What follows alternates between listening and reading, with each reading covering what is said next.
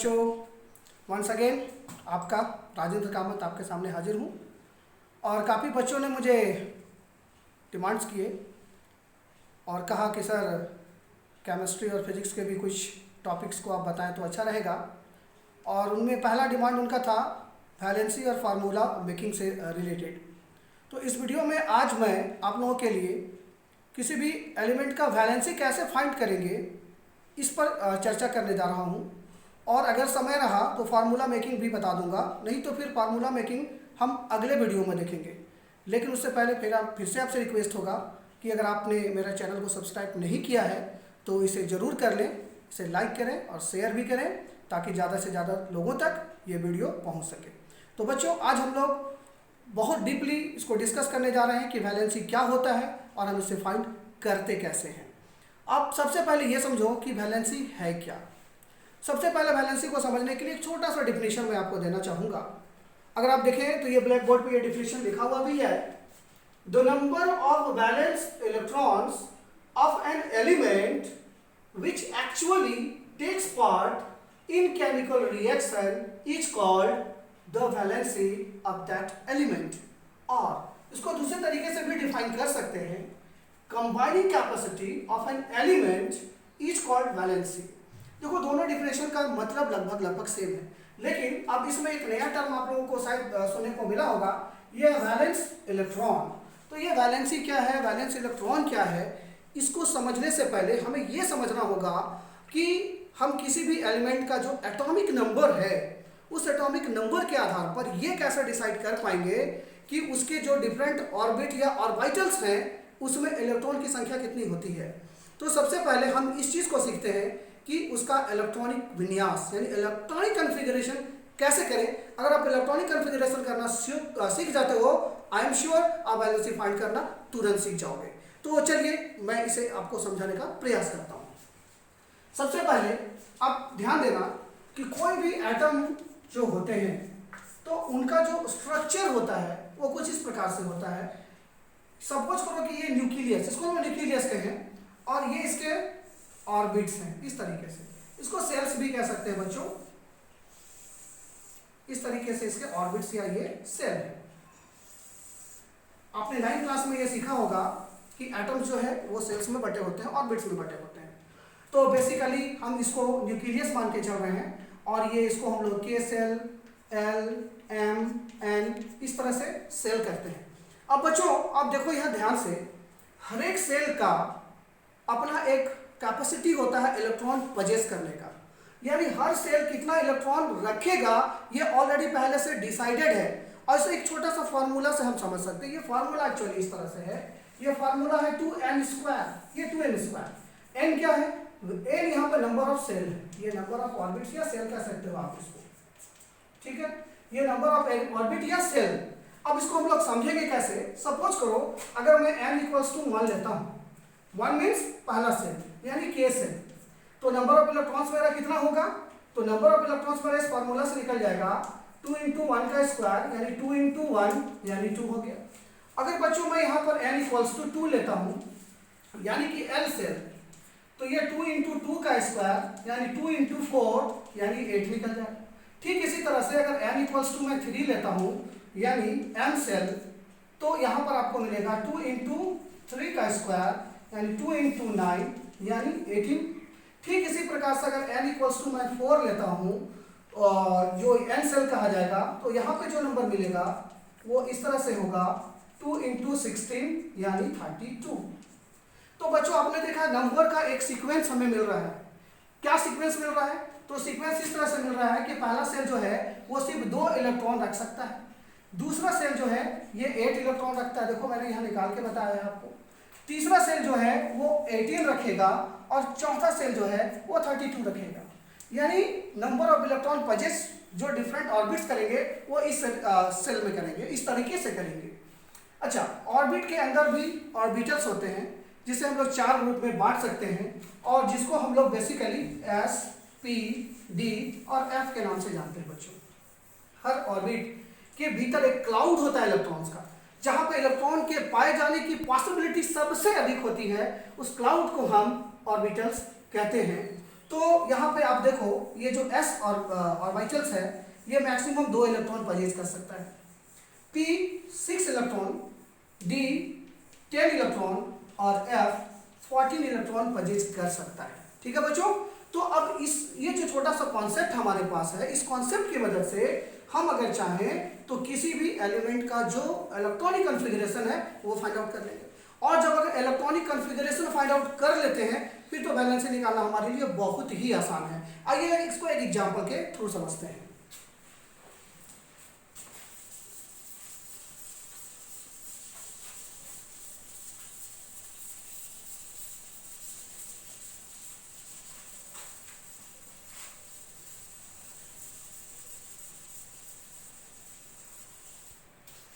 मान लो बच्चों मैं एक एग्जाम्पल लेता हूं सोडियम का।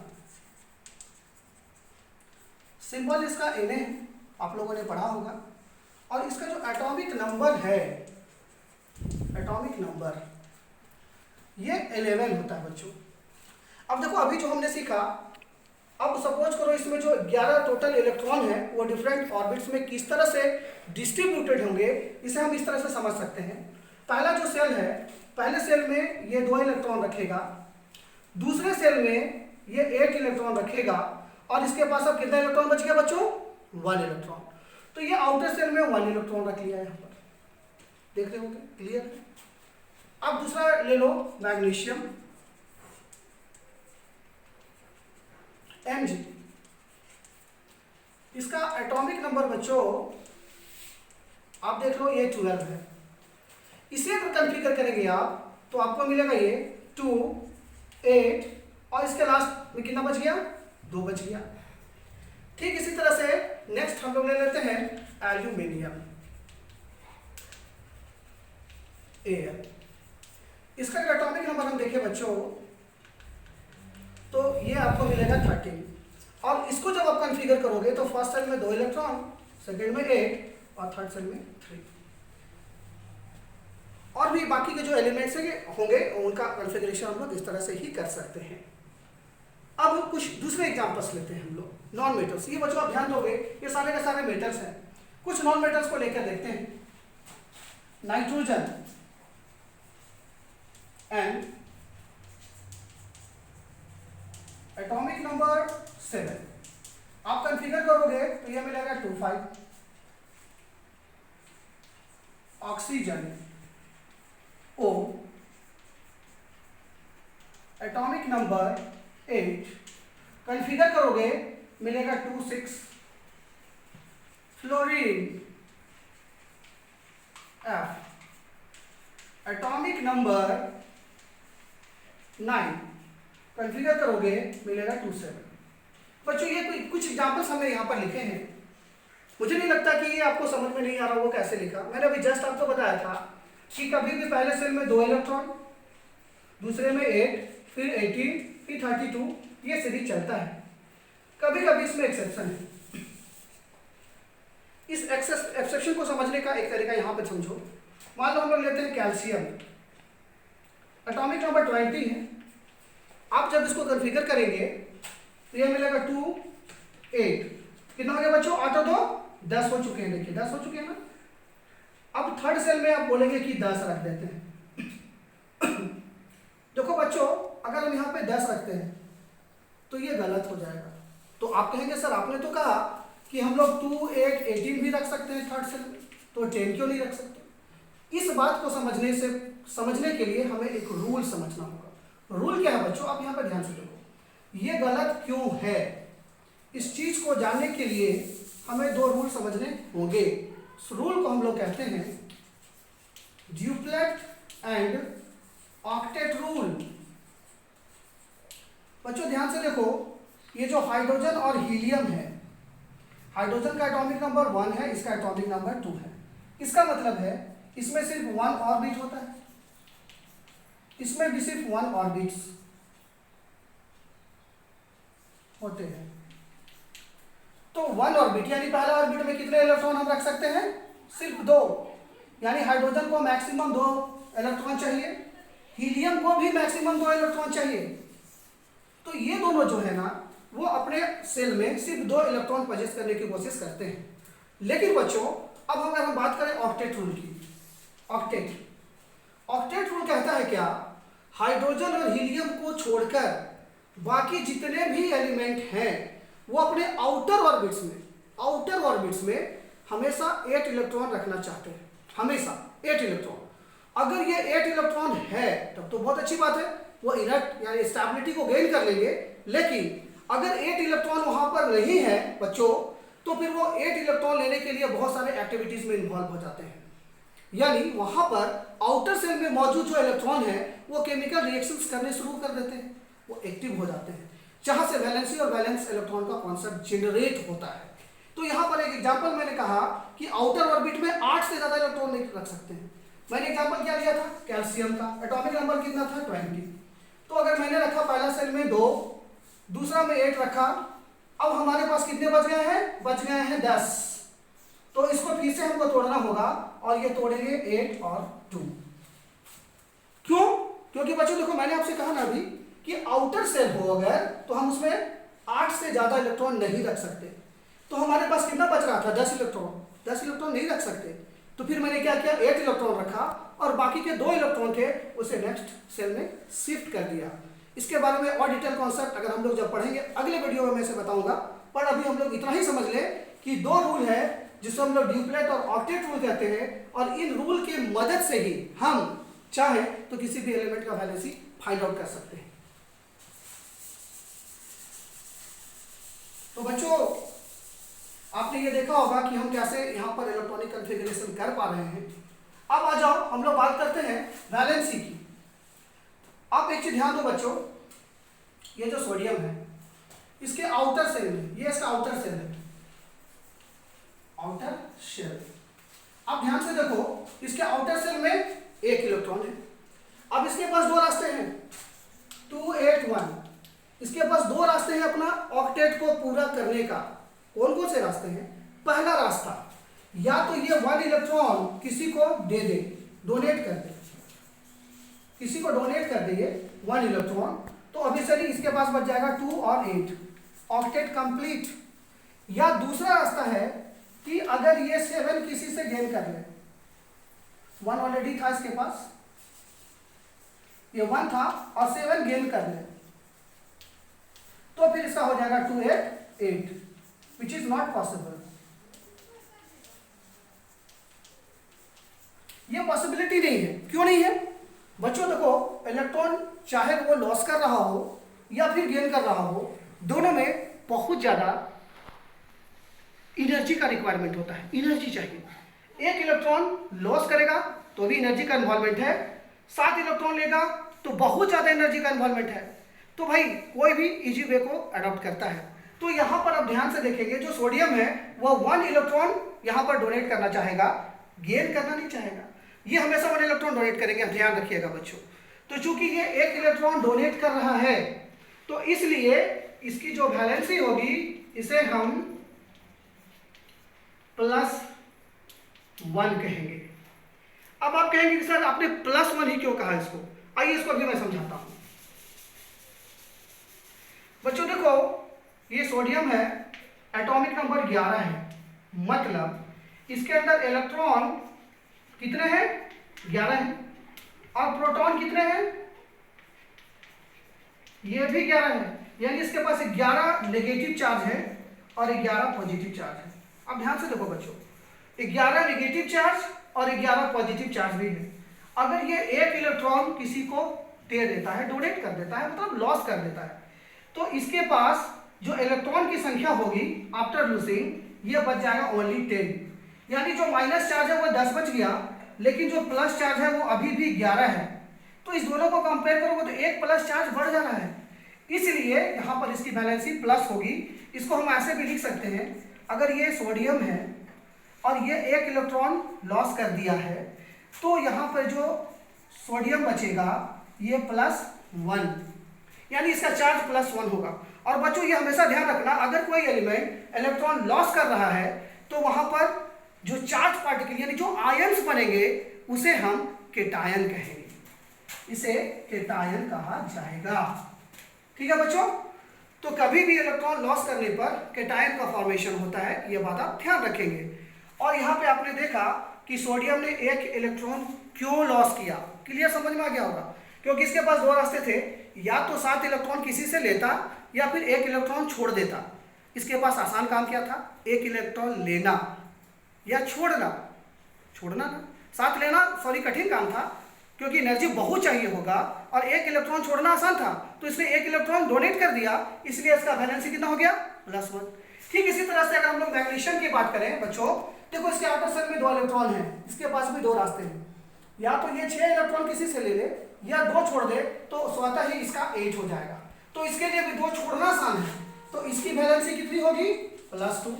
ठीक इसी तरह से इसके आउटर शेल में 3 इलेक्ट्रॉन है, अगर इसके पास भी 2 रास्ते हैं, या तो 5 इलेक्ट्रॉन ले ले या 3 छोड़ दे। किसमें कम एनर्जी चाहिए होगा, 3 छोड़ने में। अब इसलिए इसकी जो वैलेंसी होगी ये +3 होगी। तो यहाँ पे एक नियम बना बच्चों कि अगर किसी के आउटर शेल में 1, 2 या 3 इलेक्ट्रॉन होगा, ये इलेक्ट्रॉन हमेशा लॉस करेंगे। क्या फॉर्म करेंगे, कैटायन का फॉर्मेशन करेंगे। यानी 1 इलेक्ट्रॉन लॉस करेंगे, वैलेंसी होगी +1। 2 इलेक्ट्रॉन लॉस करेंगे, वैलेंसी होगी +2। 3 इलेक्ट्रॉन लॉस करेंगे, वैलेंसी होगी +3। ठीक इसी तरीके से अब हम बात करते हैं नॉन मेटल्स की। बच्चों आप देखो नाइट्रोजन 2,5, नाइट्रोजन एटॉमिक नंबर 7, 2,5। देखो इसके पास भी 2 रास्ते हैं, या तो ये 3 इलेक्ट्रॉन ले ले या 5 इलेक्ट्रॉन छोड़ दे, तो इसका ड्यूप्लेट हो जाएगा। 3 लेगा तो ऑक्टेट, 2 लेगा तो ड्यूप्लेट। तो नाइट्रोजन ड्यूप्लेट का फॉर्मेशन तो करेगा नहीं, क्योंकि ये आपको पता है ऑलरेडी। तो इसको 3 इलेक्ट्रॉन लेना पड़ेगा किसी से। तो ये 3 इलेक्ट्रॉन लेगा जैसे ही, तो इसकी वैलेंसी हो जाएगी -3। अब आप बोलोगे कि इसकी वैलेंसी -3 क्यों होगी। तो बच्चों यहाँ ध्यान से देखो, आप यहाँ पे नाइट्रोजन के पास इलेक्ट्रॉन कितने थे टोटल, इसके पास टोटल इलेक्ट्रॉन जो हम लोग बात कर रहे हैं ये था टोटल 7, यानी 7 नेगेटिव चार्ज थे।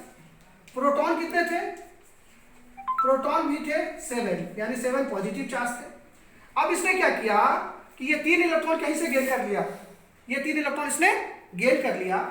तो गेन कर लिया तो इलेक्ट्रॉन की संख्या कितनी हो गई, 10।